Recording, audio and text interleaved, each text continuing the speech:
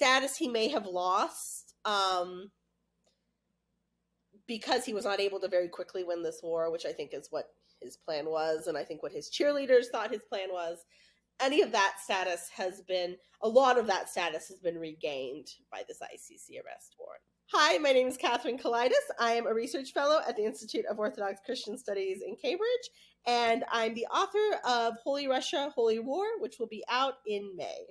So could you explain the relationship between Putin and the Orthodox Church, and also the head of the Orthodox Church? For most people maybe who have lived their lives, for the most part in the 20th century, Russia is associated with communism, right, and with communist atheism, atheistic communism. However, there's much longer history in which Russia is an explicitly Eastern Christian, Orthodox Christian nation. And over the course of the past 30 years, but certainly since 2000, when Vladimir Putin became president of the Russian Federation, and really since 2009, when Patriarch Kirill came to his patriarchal throne, there has been a re-engagement of the Russian state with the Russian Orthodox Church, which after the fall of communism, rightly or wrongly, and I think the history there is more complicated than certainly the church would want you to believe, the church was one of the last remaining trusted institutions in Russia. Would you say it's a one-sided relationship? Is it two-sided? In Orthodox culture, in Orthodox theology, there's this idea of Symphonia, of the church and state sort of acting in harmony with one another, and to sort of, jointly rule the world. And this dates from the Roman Empire. I mean, this is a Roman imperial concept. And it's a little different, I think, than just simply the established churches we see in Western Europe, right? It's this idea of co-rulership. And Putin and Kirill, at some level, are interested in this idea, I think. Maybe not explicitly, but, Putin, from the church, Putin gets a powerful propaganda agent. Probably one of the most powerful propaganda agents he has in his arsenal. And the church gets back into the center of power after a century, essentially, 80 years outside of that power, more or less. Certainly the Soviet-era church cooperated with the Soviet government for most of that history. But, the church has reemerged as a central, powerful figure in Russian life, with a considerable amount of control over legislation, for example. So Putin has thrown some pretty big bones to the church in terms of legislation around family law. The church was instrumental in what was essentially decriminalizing domestic violence, for example, in Russia. So, and this, of course, there's been some pretty horrific laws about LGBT people in Russia. So, the church has been moved back into the center of power, and Putin gets this propaganda out. I think it's mutual. Would you say that the majority of Russians are believers in the Orthodox Church? Well, surveys show us that about, 60, a significant percentage of Russians that has increased over time identify as Orthodox Christians. What that actually looks like in terms of church attendance is pretty abysmal, right? So Russia is like the rest of Europe in that way. There's very little, sort of active church attendance. But I think that one thing that has happened over the past 30 years where they've been very successful, the church has been very successful, is in re-engaging the notion that Russian identity is central to Orthodox identity, and that to be Russian is to be Orthodox. We see this pattern in other Orthodox countries. Greece is the sort of the example of a country that was never under, directly under Soviet-style communism, where this is an example, right, where to be Greek is to be Orthodox. So I think you have more people today in Russia who identify as Orthodox and identify their nationalism with Orthodoxy. And so I think that has actually been, in part because the historical groundwork had been very much laid. That's a place where the Russian Orthodox Church and Vladimir Putin's regime have been very successful. Yeah, and let's talk about that narrative about a religiously justifiable war, because that's sort of the thing that Kirill's really been promoting in the Russian Orthodox Church. So how's that evolved since the war in Ukraine began last year? The groundwork for that had started being laid really even in 2009 when he came to the patriarchal throne. And he very early on forms these relationships with, for example, American evangelicals, traditionalist Catholics, right? People on the religious far right globally.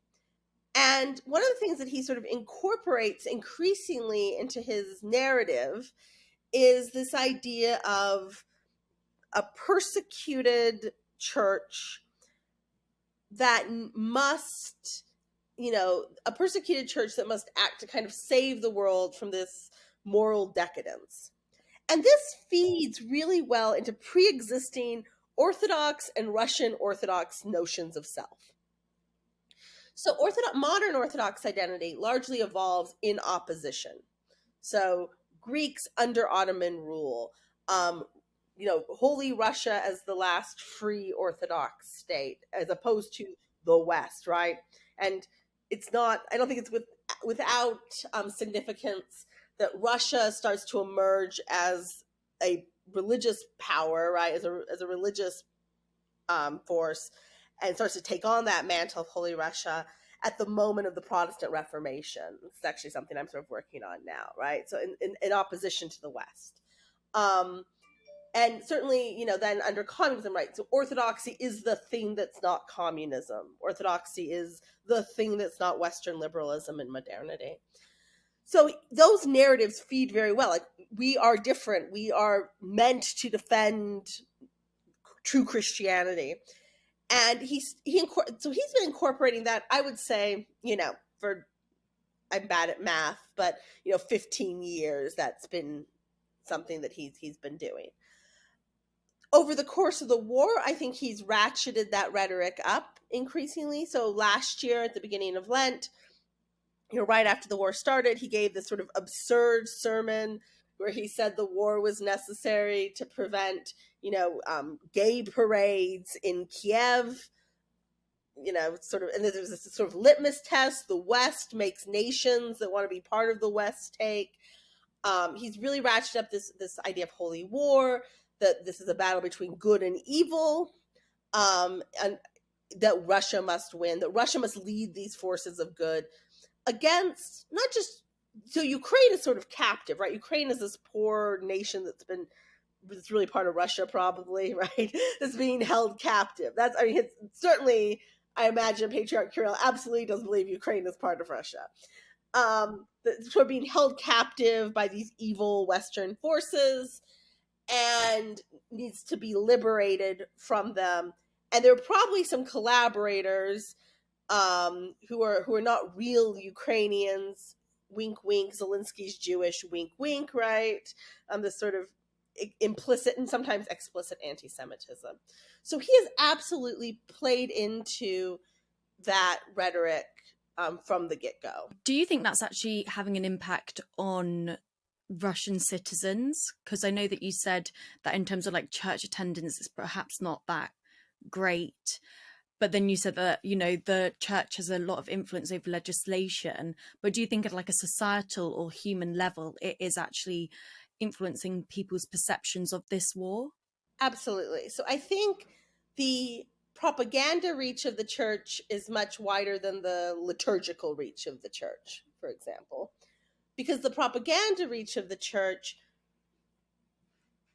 I think the power of nationalist propaganda everywhere it exists is that it tells people that they are good, right? And that they are important, and that they're not only that they are part of some grander narrative, right? I think that's why nationalist rhetoric works.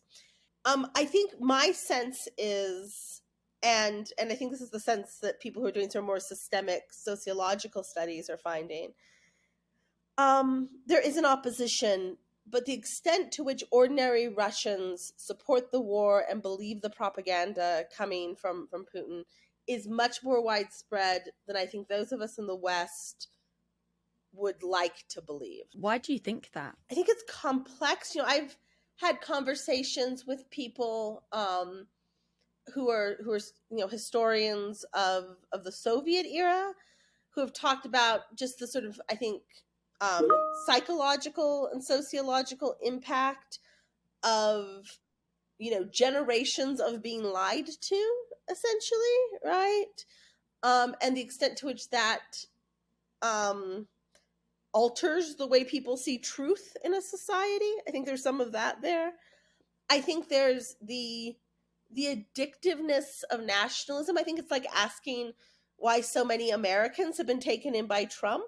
I think, particularly for people in a culture where things have not been going well for many, many years, and that is true for lots and lots of Russians, for a very long time. I think being told that you are part of a special nation given a special mission is really addictive.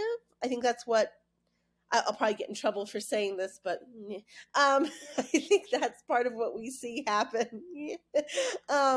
I think that is the impulse that makes Russians believe Kirill when he says you're fighting a holy war against the West in Ukraine is the same impulse that makes Americans believe Donald Trump when he says the United States, we're going to make America great again and defeat China. And the same impulse that makes, I think, kind of the same impulse that fed a lot of, Scottish nationalism and Brexit.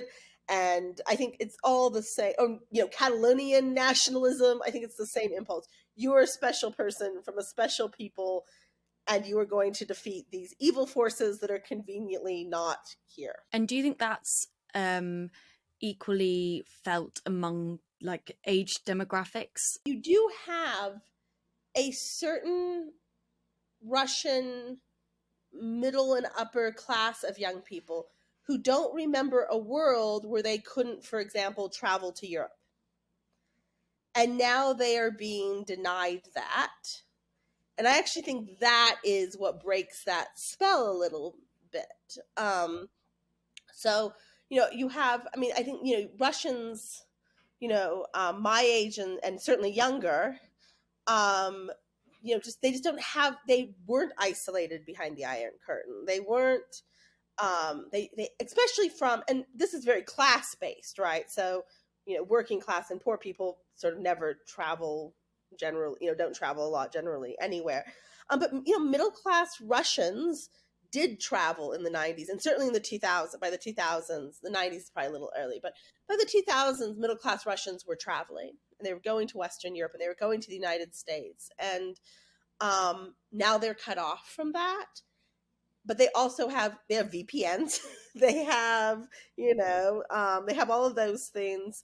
And I think they're less likely then to believe these things simply because they have friends and, Twitter followers everywhere in the world. So let's talk about the ICC arrest warrant. So the ICC announced an arrest warrant for Putin last week.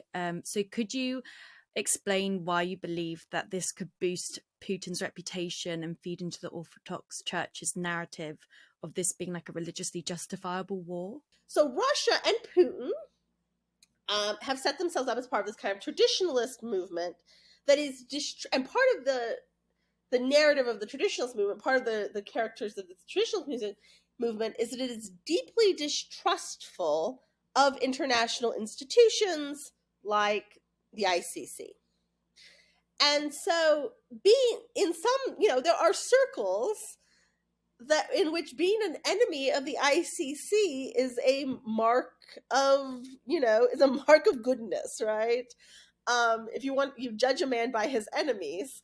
There are many people who think the ICC is corrupt and evil and an enforcer of this international liberal world order that they find distasteful and immoral and wicked. So could you give some examples as to how these people think that the ICC is corrupt and evil? Yeah, Slobodan Milosevic, I think, is an excellent example of someone who was brought to The Hague in an Orthodox context, right? So the war in the Bosnian and Kosovar wars and the genocide in Kosovar that the world sort of acknowledges as a genocide, and certainly was a genocide.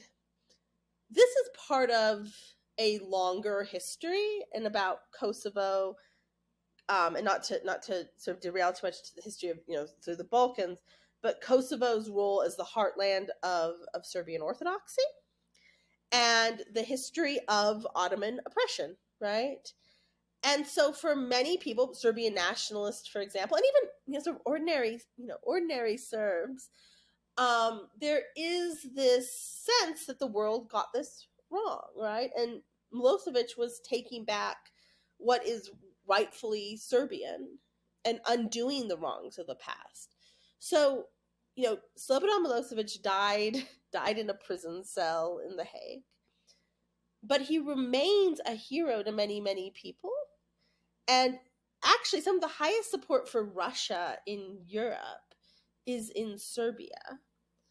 And there's like bumper stickers and billboards all over the place that say, essentially everything is Russia. So Ukraine is, Crimea is Russia, Ukraine is Russia, Kosovo is Serbia, right? And this idea that these are people who will support them in the midst of a Western aggression, a Western world that uses force and uses sanctions and the ICC to re-victimize them.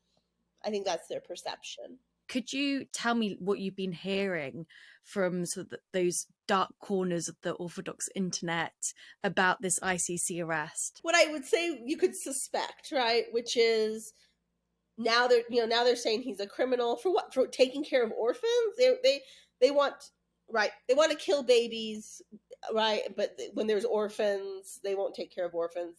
These people hate life. They're accusing Russia of indoctrinating children. What do they think they're doing in the West, right?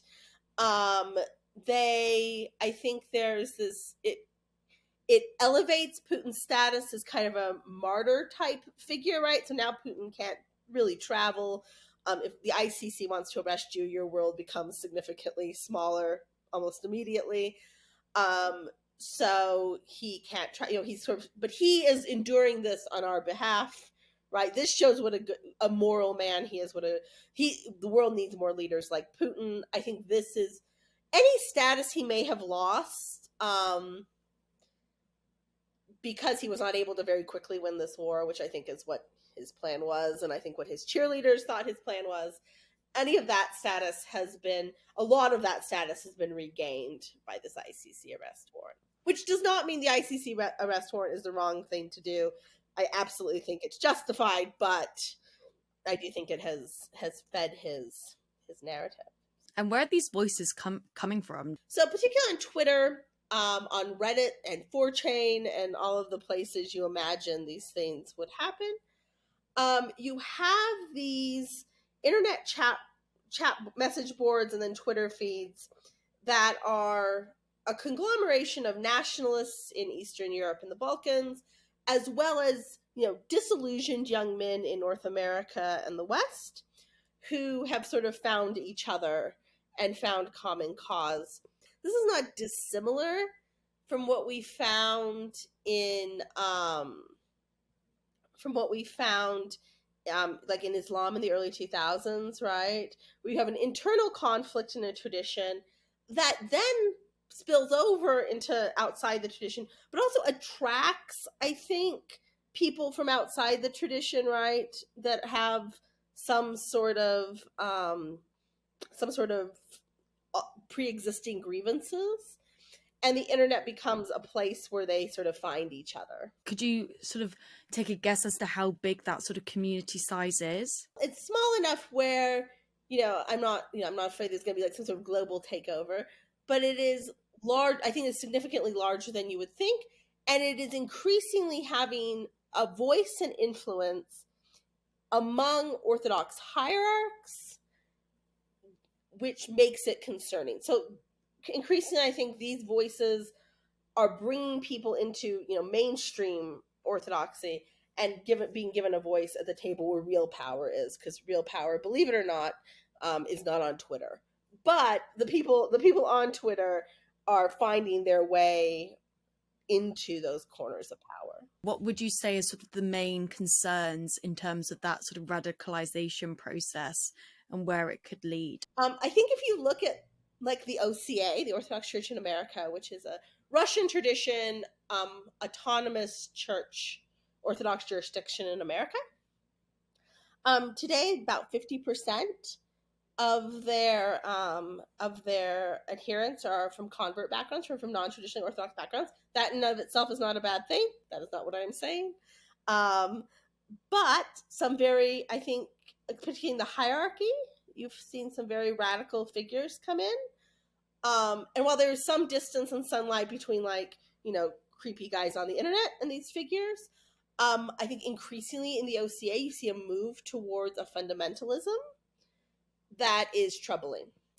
And they've not just, by the way, come in from like conservative Protestantism, conservative evangelical Protestantism, but a lot of, in the late 70s and early 80s, a lot of these people came in from the Episcopal Church when they began to ordain women. And they just they felt pushed out of their own traditions and have sort of slowly radicalized over time. What is concerning to me is that these are people who increasingly find their way into institutions and then can affect those institutions. And what's really frightening, at least to me, is some of these institutions, like the Moscow Patriarchate, or, they have ties then to this government, like this actual, like to a nuclear power, right? So it's the degrees of separation, and not I think these are big degrees of separation. I don't think, but the degrees of separation are not as many as would need to exist for my comfort. So once these people find their way into these institutions, well, if these institutions don't have ties to to an actual government, an actual nuclear power, that's when it's dangerous. It's not just then it's not just boys on the internet saying, and then they're being fed that propaganda back by a government that has interests that are not, have very little to do with the well-being of these kids on the internet.